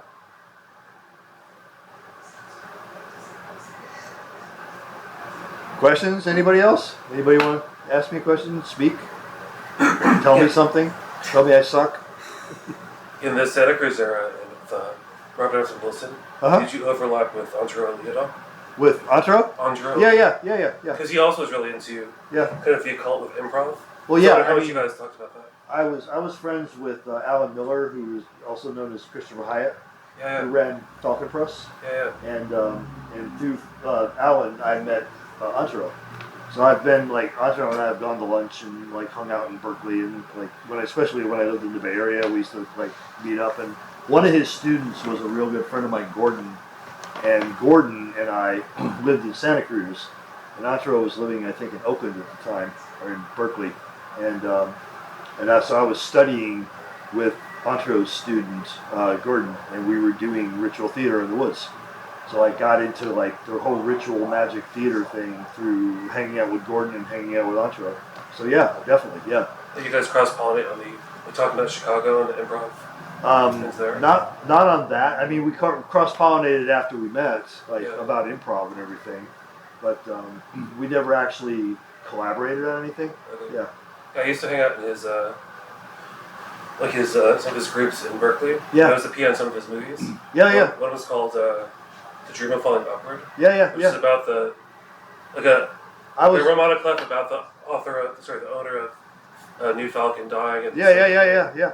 Yes, Alan was a good friend of mine. I was really, really, really close friends, still am, with Rob Bresney. Okay. And Rob and Antro were like really good friends. Like they did like the Drive Time, I think it was called. Yeah. Yeah, they did a couple things together. And so I used to work with Rob a lot, and I used to work with Gordon, and then I met this guy in England. I met him here in Portland, actually, in 2007. John Harrigan and the Foolish People. Okay, yeah. Yeah, so I met him here, and we became big friends and collaborators. So I'm still in touch with John. And through John, I met, came into touch with all the people from Devon. So There was a conference here like a decade ago called Occulture in Portland, and Foolish People came in and they were one of what was it called? Occulture, I think. You mean Isozone? Esozone, that was Yeah, it. that's where I met John. Okay, there were two of them. I was here. The first one, Foolish People. I was at the first one. Okay, I was there too. Yeah, I was filming. I was upstairs filming. I filmed the whole thing and put it on Grey Lodge. Oh, nice. Okay. Yeah. Yeah, just the other day I was on Mob Zone, which is a podcast that I do. And we pulled in one of the members of the Viking Youth. Do you remember that podcast? Yeah. They shut down because someone They else were at took the name, Isozone. too. Yeah, I remember. Yeah. Yeah, and I kept sending trays of drinks to them because I knew they would drink. I kept sending them trays of whiskey, and I'm like, I'm going to get these guys really drunk. So yeah, and then he's like, I'm like, I was the guy sending you and I put my Grey Lodge card, so I kept sending him drinks. I'm like, I was the one sending you all the drinks. He's like, you? He's like, our buddy got kicked out of the bar because of you. I'm like, well, I didn't tell him to drink them. Yeah, that was a great show. Yeah, there was a lot of people there. I wish they still did that, but they did 3 of them. Oh, okay. And then it imploded as these things do, like because the 3 personalities just couldn't get along anymore. So, but it was a TAZ, a temporary autonomous zone, and it was fun. It was a lot of fun. It was just over in the Pearl District. I think so. Yeah. Yeah. At first, I didn't live here. I drove up from Berkeley at the time. Okay. Yeah. It was in the Pearl District. I'm pointing like I know where it's at, but it's like over there. The direction. Right. Yeah. It's over there somewhere. But yeah, it was fun. I almost moved to Portland because of that show. And then I decided to stick it out where I was, and then I ended up going to Eugene. That's where I'm at now. I'm in Eugene. I like it better. I like the woods. Eugene. I grew up in Eugene. I was interested in I've heard this kind of theory of art of space all my life. Mm-hmm. Leaving enough room for the viewer or the other side of it, and like if you want to be alone, you can make perfect art. If you want to be in the world, you make imperfect art that has space. And I kind of am curious about your opinion on if that's something that artists are pushing into reality or something that they're reflecting about reality. That Which space is notion. the space There's notion? missing parts for us to fill in. I can only speak for myself and my own process, and for me, I can't get in the zone, and therefore I don't keep art like there's different types of theories about art. So like back in the day when I was hanging around creating tools for people who did commercial art, like when I was working at Adobe and doing things like Photoshop and all that. I cursed Joe in my day-to-day work for making Adobe. That's a different mindset doing commercial art. Like it's like Stephen King says, you show up, you write your 750 words or whatever it is, and you do it every day, and you don't keep all of it. I don't subscribe to that at all because I'm not an industrialist, right? It's like I show up, if I'm inspired, I create the art. If I'm not inspired, I go do something else. I don't force the creativity. Like I don't think it can be forced. Like you can force it for commercial art, which is like that's the industrial mentality. It's like you show up, Clock in, do clock your work, and he's like pull the lever. It's like I don't think art for me. If I have any religion at all, it's art. If I have any God that I worship, it's art. Period. What is that? Don't want to define it, right? I can't create it if I can't get out of my own way. If I'm in my own way, I'm not making art. I'm making something else, and I'm capable of doing that. I don't want to do it anymore. Like I did it for so many years in Silicon Valley. I'm like, I don't want to do this shit anymore. So like, whatever it was, 15 years ago, I just said, I'm not going to keep splitting my time between doing something to get away from it, so I can create a space to create art, and then the other rest of the time I'm doing this other thing called commercial art. So I just stopped doing the first thing and just went with the second thing. Like now I just do art, and there's other things that I do, like I grow food and raise animals and do all this stuff, and like that's what I do for food and sustenance. And occasionally I do some consulting for friends for money, because I still haven't figured out 100% how to get away from that. And then the rest of the time I spend like getting out of my own way so I can make art. Does that answer your question? Not really, but it Okay. answered other ones, which is fine. Yeah. That's as close as I can get. Yeah, totally. Yeah. That's my answer. Yeah. It doesn't work for everybody. That's my answer. Yeah. I feel like that answered your question, and that he doesn't. Well, if it didn't answer it for him, that's cool. I mean, like, I just gave him my answer. No, I like the answer. Yeah. I was more trying to prod at the trickster aspect. Well, I mean, that goes along with it. Yeah, So yeah. I said, what I said before, the trickster is everywhere. The trickster is everything. But I don't question where is the trickster, because I don't want the trickster to disappear. Yeah. Exactly. Like, so if you it's like if you look right at it. You're not answering it was fine. Yeah. I'm just telling you. If you look right at it. His question, but for you. Yeah. That's a very interesting. If you look right at it, it goes away. Totally. You know, it's like it's always in the periphery. It's like oh, what was that? You know. That's like that weird little floating thing I have. Yeah, exactly. Yeah. It's like How weird is that to like have your question answered, but for somebody else's interpretation? But it If doesn't you- answer it for you. Like that. if you actually see it, it's not the trickster. Yeah, and if they're not trying to arrest you, you're not making Yeah. art. Well, it's just art. Well, me and Joe were recently surprised that he was able to get hired at the post office. Yeah. Another job Joe decided to do for fun. Yeah, I did it for a couple weeks for fun because Bukowski had always wrote about the post office, and I was like, and I'm officially retired, and so I'm like, oh, what do I want to do for a couple weeks? Oh, I'll try the post office, and so I went to work for the post office. So like all I did was like stand around and like pick boxes up when they fell off the belts. That's about it. Everything's automated. A machine's assisted. It's all machine oriented, like, and it was just like, and it's moving at velocities you can't imagine, and like boxes that are like way too big, like to be in the system, and these things are just flying by, and like basically you just stand there. Oh, there's one, go. And that's what you do all day. And I'm like, no wonder people go fucking postal and start shooting the place up, man. If this is all you do all day. Was this in that beautiful Art Deco post office in Eugene? Yeah. Cool. That's Yeah, cool. yeah. So I did. I came here and I trained. I didn't know that you take an oath of office when you join the Sick. post office. So mediocre. It's like straight up government, man. You put your hand up and you swear an oath and the whole goddamn thing. It's like, and I got a lanyard, so I kept that. And yeah, I got my little. Did you get a cool coat, or did you get any? No, I got nothing swag because for them I to was give you working back a of hat house. or I was something? working back of house. That's So like I got nothing. that's some bullshit. I'm like, just show up and like run this machine. Okay.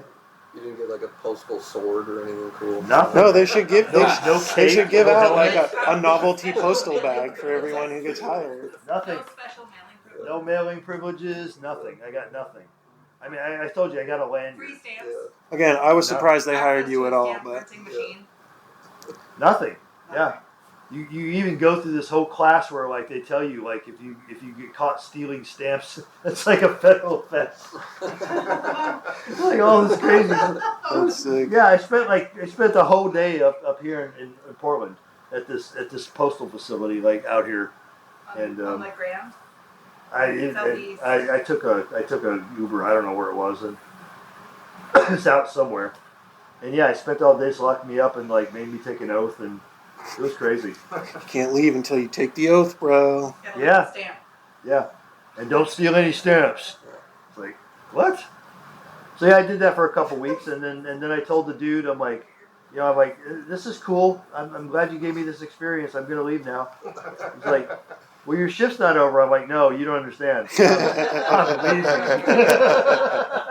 I'm going. That's my And favorite I'm way to keeping quit. the lanyard. The badge is mine. We're here not stealing stamps. Exactly. Come on, we gotta. Man, it was like so crazy. I'm glad I saw it. I'm glad I see how the mail gets delivered, and I'm so now when I go to the mailbox and I get something, I'm like, God, it made it, because I just watch how much shit people just throw things around they're sorting mail and they're like, oh, fuck it, just throw it away. But does it go back into like a loop where it then gets like put out again? Because I feel like with the books, Well, that happens. They're Like just that gonna happens. keep mailing me that shit over and over. That no matter happens. how many times But, if like, I don't put return to sender, I or, can't like, tell not you this how address many anymore, rolling I'm just gonna keep getting it. rolling carts full of mail I saw that just got pushed in the corner, and I'm like, what is that? I'm like, oh, that's mail. We can't figure out what to deliver. It's the Who would deliver? archives. It's like, what? Like that's supposed to be going to somebody. But, All the lost birthday cards. Yeah. Somebody needs to make And a all video the show sad about children that. in the world. Read Yeah. that shit on the radio. Yeah, you'd have to sneak in, but do like I did. They'll probably take you. They took me. The guy even